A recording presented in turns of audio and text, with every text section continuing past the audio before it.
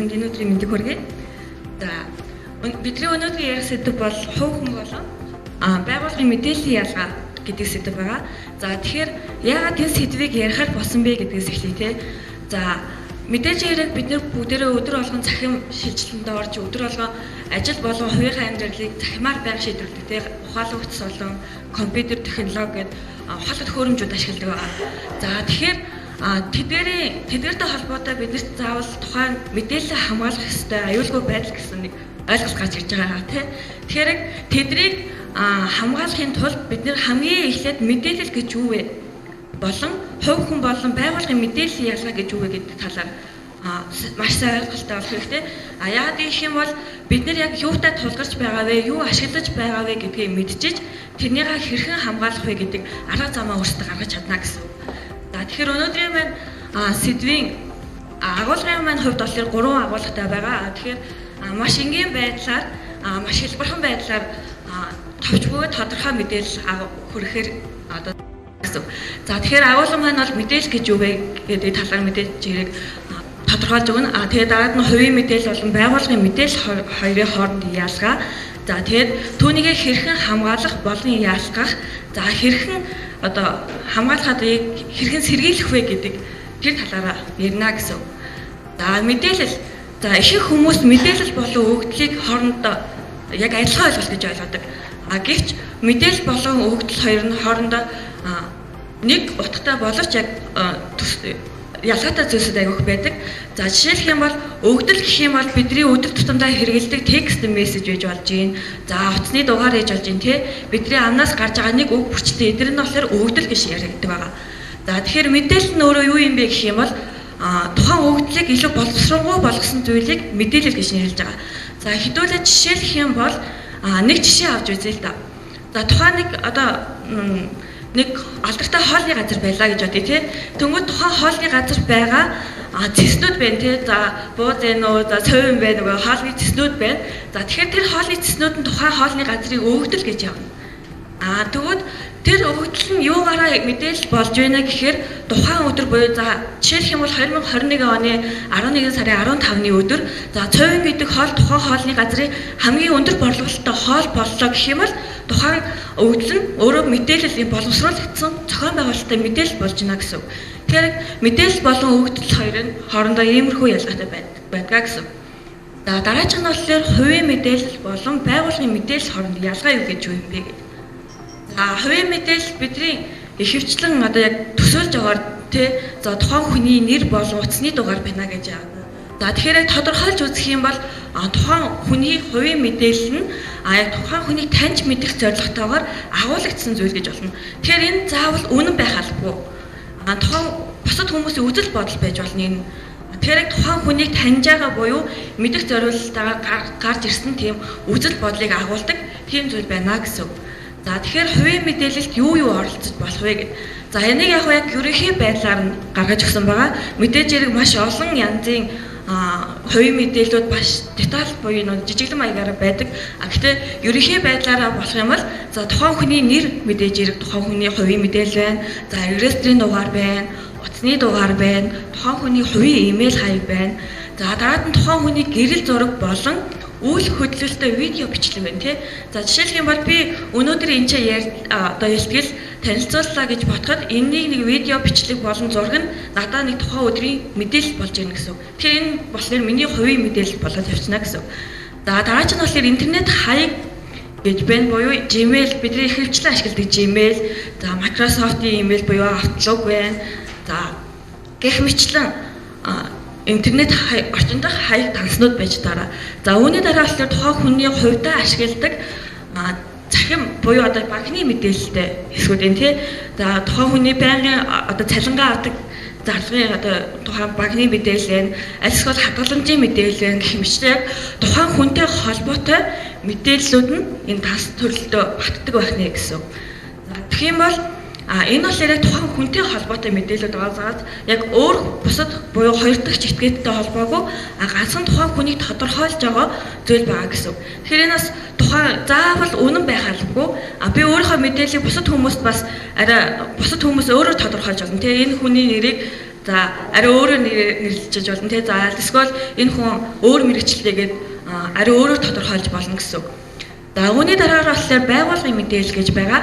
За байгууллагын мэдээлэл нь болохоор тухайн байгууллагыг бүрдүүлж буй одоо энийг бүрдүүлж байгаа мэдээлэл болон ерөнхий үзэл бодлыг агуулдаг гэсэн үг. Тэгэхээр бүх байгууллагт байгаа бүх өгөгдлүүдийг агуулдаг гэсэн үг тий. За сая болохоор хувийн мэдээлэл дээр ганцхан тухайн нэг хүнтэй хувь хүнтэй холбоотой байсан бол за байгууллага нь болохоор бүх зүйлийг хамардаг гэсэн үг. Тухайн байгууллага дотор байгаа ажилчид за энэний дараагаас харчих тий. За тухайн байгууллагт байгаа хүний нөөц буюу ажилчид байна тий. За ямар ажилчид байна? За хэдэн ямар албан тушаалтай хүмүүс байна? Хэдэн IT-ийн мэрэгчлэн, хэдэн санхүүгийн мэрэгчлэн байна? За тэгэхээр байгууллагын хамгийн эмзэг мэдээлэлтэй хүн бол санхүүгийн мэрэгчлэн гэж хэлж болно. Яг гэх юм бол тухайн байгууллагын бүх тооцоо санхүүг авч явдаг учраас тэр бол хамгийн эмзэг мэдээлэлтэй ажилтан гэж ойлгож байна. За тэгээд тухайн байгууллагын мэдээлэл гэхээр байгууллагын бичиг баримтууд энэ тий нууцлалтай болон ил нээлттэй гаргах боломжтой бичиг баримт. Тэгээд cloud буюу одоо нэг үүлэн технологиор хадгалсан болон бит байдалтайгаар хадгалсан мэдээллүүд байна тий. Цэврийн дотроо хийгээд хадгалцдаг мэдээллүүд байна гэсэн. За тэгээд дараачих нь болохоор харилцагч буюу танай байгууллагатай харилцаж байгаа танай байгууллагаас үйлчлэгээ авч буй хүмүүсийн мэдээлэл. Энэ бас маш чухал мэдээлэлтэй байгууллагын. Яг гэх юм за жишээ гэх юм бол тухайн нэг байгууллага нэг маш алдартай савн үйлдвэрлэдэг байлаа гэж бодоход өөр байгууллага яг тэдний шиг савн үйлдвэрлээд тухайн байгууллагын хэрэглэгчдийн мэдээллийг цуглуулангуудаа өөрсдөөсөө энэ хэрэглэгчд рүү манайх бүр ийм гоё савн гаргацаа арай хямдхан байгаа шүү гэд мэдээлэл явуулчих юм бол тухайн байгууллага өөрсдийнхөө харилцагчдыг алдна гэсэн үг тий. Тэгэхээр бас энэ бол хамгийн бас чухал мэдээллүүдийн нэг нь байна. За дараагийн талаар хамтран ажиллагсад буюу танай байгууллагатай хамтарч ажилладаг. За вендор байгууллагууд гэж нэрлэдэг тий. Хамтарч ажилладаг тийм байгууллагуудын мэдээлэл байгаа. За бараа буюу одоо яг тухайн нэг бараа үйлдвэрлэдэг байлаа, эсвэл бараа нийлүүлдэг байлаа гэж бодоход тэрний орц найрлага нь юу вэ? За энэ байгууллагатай ямар учиртайгаар харьцаж ийн гэх мэтлэн тэр мэдээллүүд нь бас ордог байгаа. За хамгийн сүүлийнх нь болохоор бас систем буюу тухайн байгууллага дотор хэдэн хүн компьютер ашиглаж байна тий. За ямар компьютер ямар үйлдвэрлэлийн систем ашиглаж байна. Үйлдвэрлэлийн систем гэхээр нөө Windows 7 бидний ашигладаг тий Windows 7, Windows 10 ямар үйлдвэрлэлийн систем ашиглаж байна, ямар гар утас ашиглаж байна гэх мэтлэн бүх системүүдийн тухай мэдээллүүд нь болохоор байгууллагын мэдээллүүд ордог байх нэ гэсэн. За тэгэхээр энэ чэнэс ерөнхийдөө дүгнээд үзэх юм бол байгууллага нь олон хүмүүс болон объектын мэдээллүүдийг агуулж идэг гэсэн.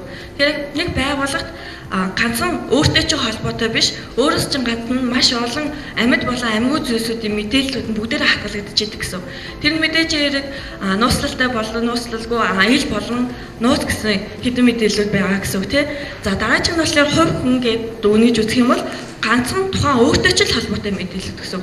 Ганц өөрийг чинь тодорхойлж байгаа, өөрийг чинь зан байдал, өөрийг чинь одоо хүйс одоо сонирхол юу гэдэг те бүх юмыг чинь тодорхойлж байгаа мэдээллүүдийг хувь хүний мэдээллүүдээ гэж ойлгож олно гэсэн. Тэгэхээр яг хамгийн ерөнхий ойлголтод бол байгууллагад бол олон объектууд болон хүмүүс ордог байх нь хувь хүндээ болохоор ганцхан тухайн хүний л мэдээлэл ордог байх нэ гэсэн.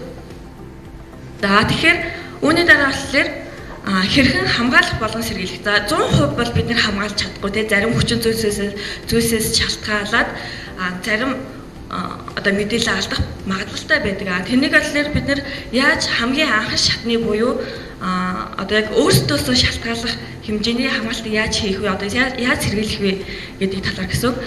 Яг гэх юм бол ихэвчлэн одоо халханд өртөж байгаа буюу мэдээлэлээ алдаж байгаа хувь хүн болон байгууллагуудын хүмүүсийн ихэнх хувь нь тухайн яг эцсийн хэрэглэгч буюу хувь хүнээс шалтгаалсан алдаанууд их байдаг гэсэн. Тухайн хүн за энэс цаашаа. За тэнгууд за аргууд гэх юм бол за ерөнхийдөө бол энэ ерөнхий байдлаар нь хувааж гаргасан байгаа. За тэгэхээр мэдээллийг ялгах буюу хувийн мэдээлэл болон байгууллагынхаа мэдээллийг ялгаж гэсэн. За би өглөөхөн бас яг нэг харж ирсэн. Нэг хүн бид чи яагаад ч гэдэг. Нэг хүн одоо өөрийнхөө Facebook Messenger-ээр тухайн айгүй хэрэгтэй албан ёсны тийм бичиг маягтыг Facebook-ийн Messenger-ээр дамжуулж байсан байхгүй юу. Тэгэхээр энэ болохоор цаашдаа ямар ялгаатай одоо ямар аюултай байна вэ гэхээр тухайн хүн өөрийнхөө хувийн хаягийг алдлаа. Тэгээ Facebook бол тухайн хүний хувийн хаяг штэ байгуулга юм биш. Тэгэхээр тэр хүн хувийнхаа хаягийг алдлаа гэж бодоход тэр хувийн хаяг дотор нь байсан, мессенжер дотор нь байсан чухал бичиг баримтууд давхар алдагдана гэсэн үг тий. Тэгэхээр тэр хүний хувийнхаа одоо хариуцлагагүй байдлаас болоод бүхэл бүтэн байгууллагынхаа тий улсынхаа хэмжээний мэдээллийг алдах магадлалтай болчихж байгаа гэсэн үг байхгүй. Тэгэхээр яг үүн дээр ямар арга явах вэ гэхээр тухайн хүн ажлынхаа ямыг явуулах гэж байгаа бол заавал ажлынхаа шугамар л явуул тий. За жишээлх юм бол Cloud төхөөрөмж ашиглаад за OneDrive байна уу одоо Microsoft-ийн шийдлүүдийг ашиглаад тий ганцхан байгууллага дотроо ингээ ашиглах боломжтой. За Google Drive ч юм уу тиймэрхүү зүйлсээр заавал албаны байдлаар ашиглах хэрэгтэй гэсэн үг. Тэгэхээр яг хувийнхаа мэдээлэлтэй холбоочоор тэр хүн хувь дээрээ ямар нэгэн хаягаа одоо ингээд компьютер асаалтаа орхио явуулчлаа гэж бодоход тэр хүний компьютер дээр очиод дурын нэг хүн очингуудаа мессенжерлөө оронгуудаа хамгийн чухал байр хэрэгтэй ажлынхаа баримтуудыг авчих магадaltaй байгаа. Тэгэхээр энэ бас ерөнхийдөө маш аюултай байдаг байх нэ гэсэн үг. Тэгэхээр хувийн болон байгууллагын мэдээллийг заавал дамжуулах сувгаа заавал хувийн бол хувийнхаа юмар явуулаад байгууллагын бол хувийнхаа зүйлийг ашиглахгүйгээр заавал албан ёсны зүйл ашиглана гэсэн үг. За дараач нь болохоор мэдээж хэрэг төхөөрөмж шалгах. Энэ бол маш олон хүмүүс дээр харагддаг, ажиглагддаг зүйл ахгүй юу? Жишээлх юм бол за би ажиллаа хийгээ сууж илаа. Яаралта газ гараад ирээ те. За газ 0 орчоод ирээ. Газ нэг ус уучаад ирээгээд компьютер асаалтаар хавчдаг те. Тэгсэн чинь компьютер асаалтаа ороход явангууд хин нэгэн тухайн компьютер дээр суугаад мэдээллүүдийг хуулаад авчина.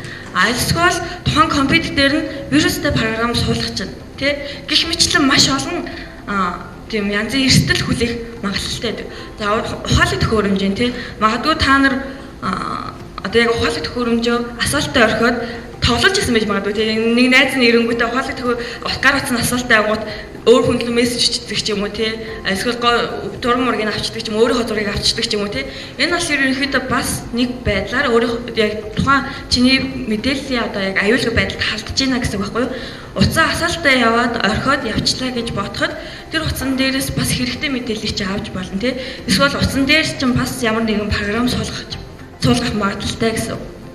За дараач нь болохоор нууц зүгээ сайжруулах гэж байгаа.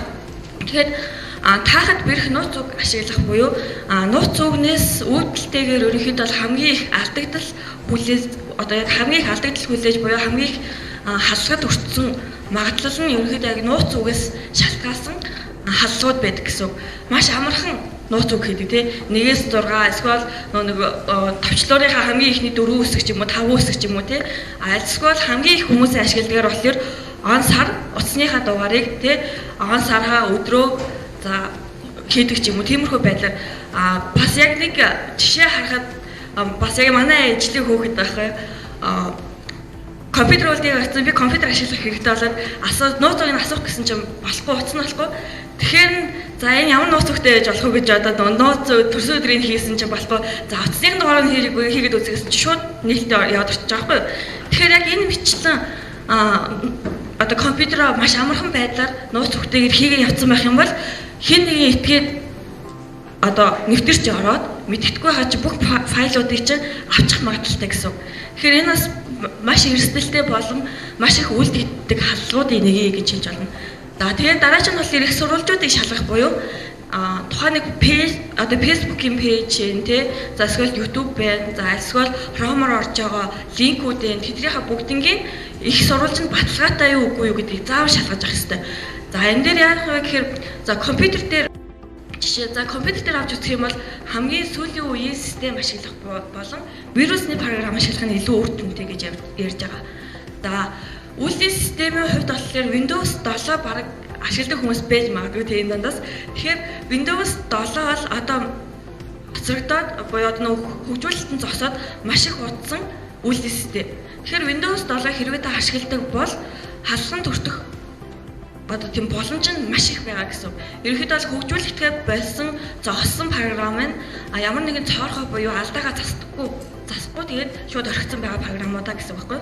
Тэгэхээр одоо бол Windows 11 гарсан байгаа. Тэгэхээр ядаж Windows 10 болгоод тэгээд байнга апдейт буюу шинжилэлт хийгээд явж явах хэрэгтэй гэсэн. За утсан дээр болохоор татаж буй програм болон програмуудад өгч буй эрхээ шалгах хэрэгтэй. Буюу утсан дээр бид нэр за заримынх нь хүүхдүүд бас ингээд тоглоомод их татдаг шүү дээ тий.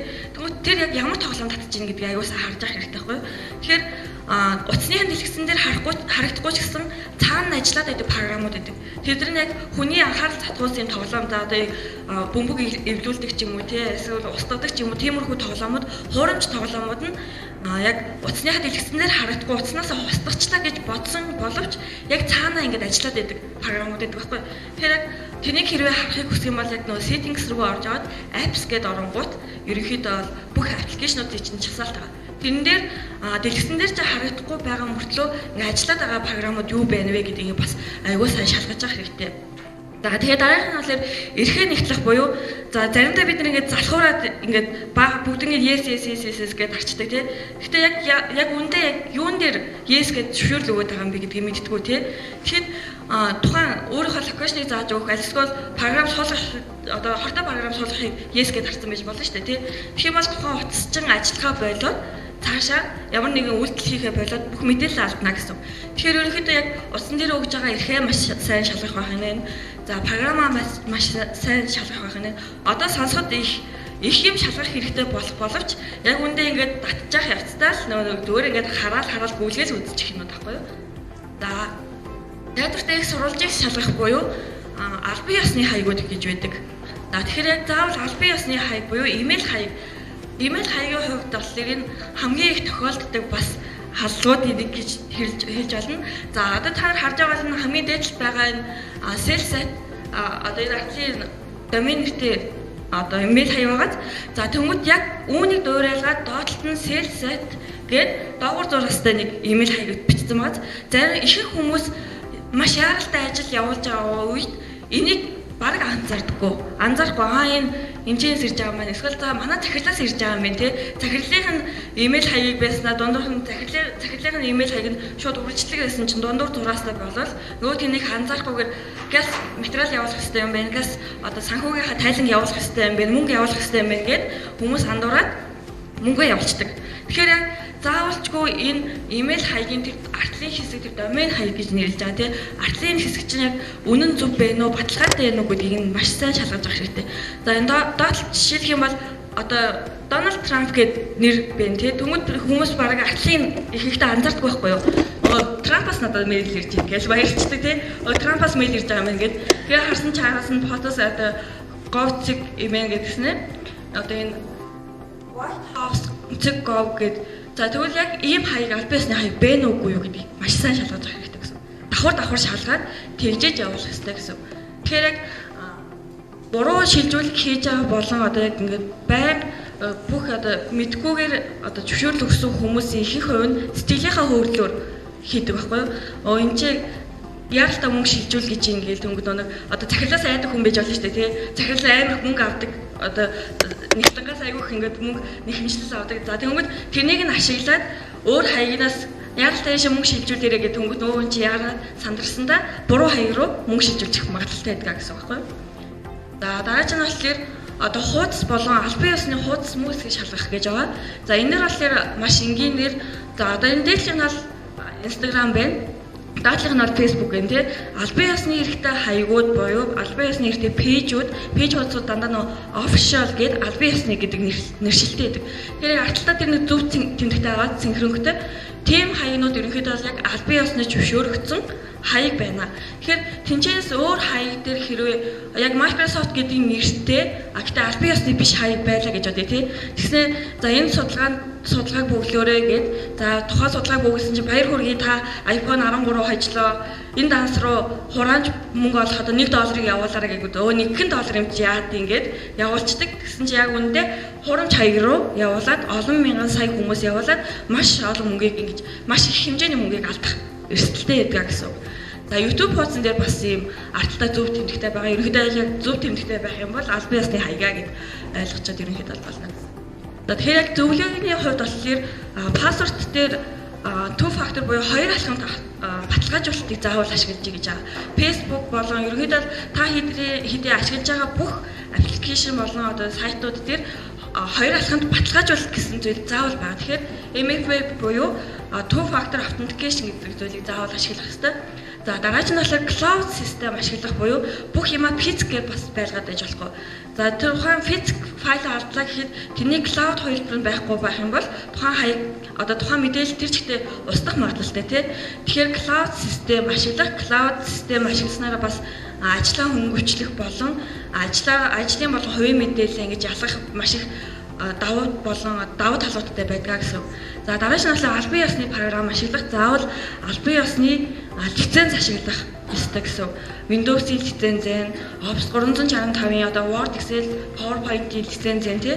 Магадгүй ингээд кракцсан буюу хууль бусаар ашигласан одоо лиценз аваад та нар ашиглалаа гэж бодоход тэр мэдээлэл чи устгах юм бол хэн ч тэрнийг сэргээж чадахгүй. Та эдийн тэр мэдээлэл тэр чигтээ бүгдээрээ алга болно гэсэн. Тэгэхээр заавал албан ёсны програм болон албан ёсны лиценз ашиглаж авах ёстой гэсэн. За хамгийн дээдлийн нь болохоор шинжилэлтийг байнга хийжээ буюу апдейт байнга хийжээ. Утасч бай, одоо компьютерч бай. Ер нь бол яг ухаалаг төхөөрөмж дээр байнгын шинжилэлтийг хийж авах хэрэгтэй гэсэн. Шинжилэлт хийснээр ямар давуу талтай юм бэ гэхээр шин мэдээллүүд буюу шинэ аюулгүй байдлын модуль буюу одоо хэсгүүд сууж эхэлдэг байхгүй. Тэгэхээр таны төхөөрөмж илүү аюулгүй болон илүү тийм нэг бусад эрсдлүүдээс хамгаалах одоо чадвартай болж байна гэсэн. Шинжилэлтийг хийхгүйгээс болоод тухайн тэр шинжилэлтийг хийгээгүй тэр сул талыг ч ашиглаад зарим хүмүүс мэдээллүүдэд халдах боломжтой. Одоо тэр халдах магадлал маш их одоо эрсдэл маш өндөртэй байдаг гэсэн. За баярлалаа.